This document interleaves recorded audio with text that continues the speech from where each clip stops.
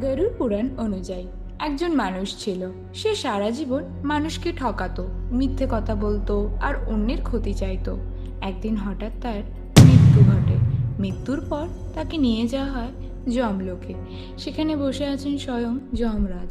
তিনি কঠিন কণ্ঠে বললেন, তুমি জীবনে যা করেছো এখন তার বিচার হবে।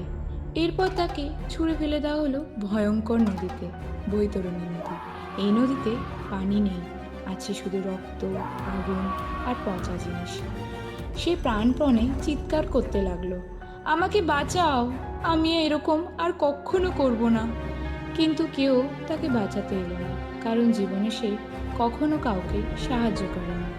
শেষে যমদূতরা বলল, মানুষ যেমন কাজ করে ঠিক তেমনই ফল পায়। এইরকম আরও পুরাতন কথা জানতে হলে সাবস্ক্রাইব করুন রহস্য রাজ্যকে।